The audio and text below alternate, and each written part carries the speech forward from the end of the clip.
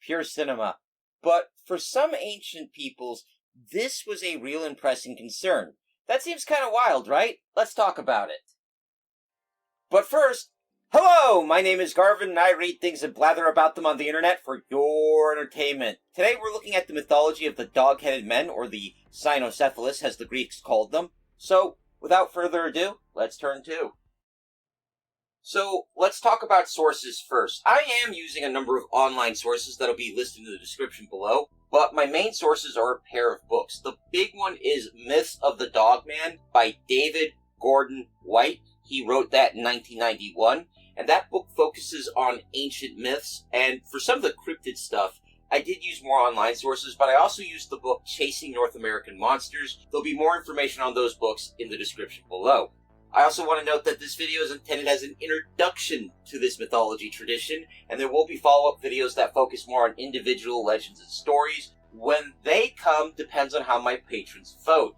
So if you want to say in that, join the Everwise for $1 a month. There's a link in the description below. Now, let's talk about the myths. There are a couple of broad traditions to look at. There's the Western traditions, which seem to mostly grow out of Greek and Roman writings. There's also a much smaller tradition in India, and there's a tradition of dog-headed men in China. And all of these traditions seem to circle around Central Asia, but put a pin in that because we're going to look at that last. Now, we've brushed up against dog-headed men before. In my video on Prester John, I note that it's claimed that dog-headed men lived in his kingdom and served him as their monarch. And in my video on Fu Sang, there's an entire land of dog-headed men living with human women. And I'll link to those videos in the description as well. So there's going to be a lot of interesting stuff in that description. I hope you have fun with it. Now let's start with India, because that's going to be the quickest to cover. There's not a lot in the Indian tradition of outright dog-headed men, and not in a lot of stories associated with them. But it is interesting that dogs are often heavily associated with outcast people, who are sometimes called dog cookers, and with various indigenous groups in India who are often considered low caste or just outside of the caste system and therefore completely barbarous. Dogs are also associated with an anti-Brahmin sect called the Vratas.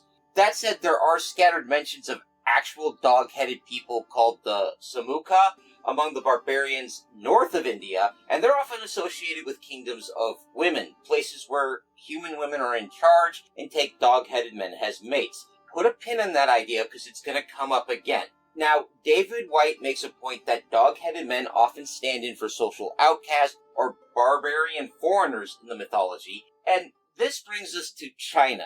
In China, dog-headed men were often placed at the edges of the map. First, they were placed to the north and the west, but over time, this would move to the east and the south, and eventually across the Pacific Ocean. Some of these dog-headed men were hostile. For example, we have the Dogjung, who were believed to be a tribal group that lived northwest of the Shang dynasty. The Dogjung in mythology are said to descend from two white dogs, or sometimes a single white dog with two heads. And that's not the only time we see people descended from dogs or wolves, even in Chinese mythology. A good example is the story of the emperor's dog, Han Hu. There are a lot of different versions of this story, so I'm just going to hit the high points. In all of them, the emperor of China has a problem, an enemy that is incredibly troublesome, so in desperation he promises wealth, land, and the hand of his youngest daughter, an imperial princess, to whoever can rid him of this person. His dog hears this and heads off, killing the enemy and bringing back his head. Things tend to split into two main versions here. In one, the emperor is willing to honor most of his word, but points out to the dog when the dog protests that dogs can't marry people. So Han Hu says, fine, I'll become a human, and has to be stuck under a bell for 28 days and warns everyone not to peek. They'll ruin the surprise. Well, who peeks changes with which version of the story, but someone always peeks on day 27, so the poor guy is only mostly human. He's human from the neck down. But he's human enough to marry a human woman, so I guess that's a happy ending. And his descendants, at least some of them, or all of them, again depending on the version, are born with a dog head just like your old dad. And because of his actions, his descendants don't have to pay taxes, which is nice. In many of the stories, his descendants are identified with tribal peoples who are allied or part of the Chinese Empire, and at least some of them serve the empire in some military capacity. That said, dog-headed people are always people who aren't Han Chinese, and dwell in dangerous wild lands, be that the steppe, mountains, or marshes. As time went on, the dog-headed men were moved from the increasingly known and understood steppes of the west to unknown lands further and further beyond the eastern sea, the Pacific to us, until we reach Fusang. But let's head back west.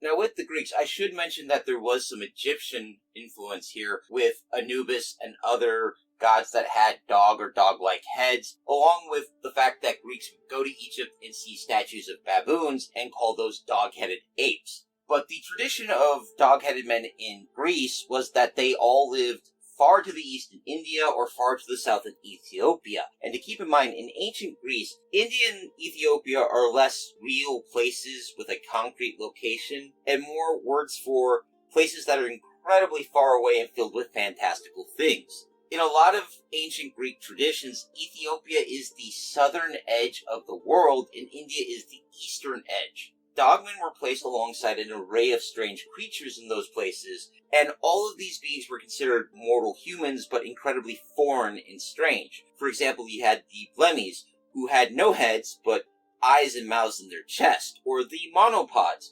one-footed men whose single massive foot could serve as a sunshade, and there's Herodotus' stories of pygmies who live locked in a war with cranes.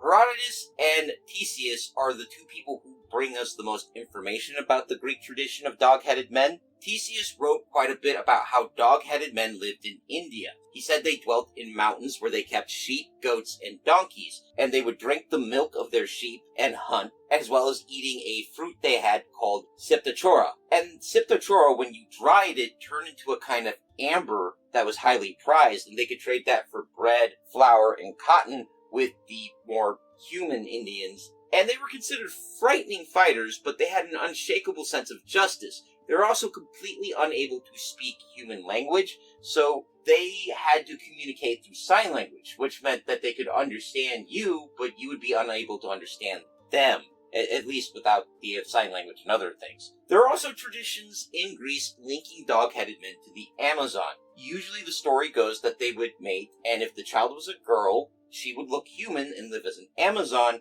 If the child was a boy, he would be born a dog-headed man and be raised among his fathers and uncles.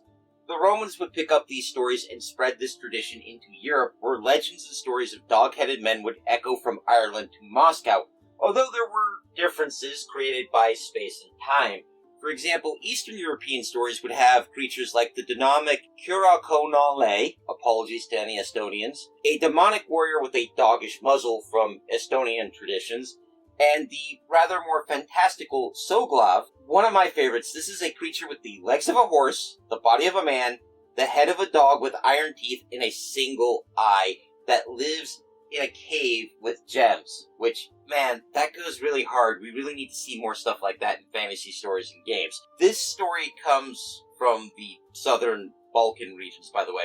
On the polar opposite of stories like this, we have stories of dog-headed saints, most famously Saint Christopher, and these are stories of dog-headed men who convert to Christianity and bring the gospel to new lands while defending their brothers and sisters in Christ. What I find really interesting about this is that within Christianity, a consensus arose that while dog-headed men were foreign and savage and not civilized, they were still absolutely human and had souls deserving of grace and salvation. So, again, while dog-headed men are portrayed as barbarians, savages, and often called cannibals and other not nice things, they're also considered part of humanity and used to reinforce the idea that Christianity had a universal message that applied to everyone. The argument that dog-headed men may be very different from us, but they're still part of the Almighty's plan and thus not beyond the bounds of either humanity or salvation. And that's an interesting stance to take. That changes once you leave the medieval era and you get into the more imperialistic age, but it's still interesting. This brings us at last to Central Asia, where the Chinese and the Indian traditions tended to put their dogmen in the first place. And there are a number of peoples native to Central Asia who had origin stories of their ancestors being dogs or wolves, or mated to dogs or wolves. And they also had their own myths of dog-headed men. For example, the Turks had the Itbrak, dog-headed men who lived in the cold north with women who were incredibly beautiful, so not having the heads of dogs. The Itbrok are strange and savage and foreign and dangerous, but they're also undeniably people. The Tartars have their own myths of dog-headed men that lived around Lake Baikal. Again, the women being completely human with only the men having dog heads. And jumping over to North America, there's a number of Inuit groups that have sort of a reverse tradition of this by having the Adlet, beings who had the upper bodies of men but the legs of dogs. And they're portrayed as foreign savages, just like the dog-headed men usually are. And I think we've all noticed the theme here because I've done my best to beat it into the ground. While we're speaking of North America, I do want to mention the modern tradition of dog-headed cryptids in North America, most prevalent in the northern United States and southern Canada, although if you go down south to around Kentucky and Tennessee, there is the story of the beast between the lakes. The most famous example of the dog-headed cryptid, however, is the Beast of Bray Road from Wisconsin, although there are also notable stories in Michigan and Minnesota. These creatures tend to stand between 6 and 7 feet tall, and while these cryptids have never achieved the fame of Bigfoot or the Mothman, discussion and stories about them have been increasing since the 80s, so this might be a growing folklore tradition that's going to explode, and only time will tell.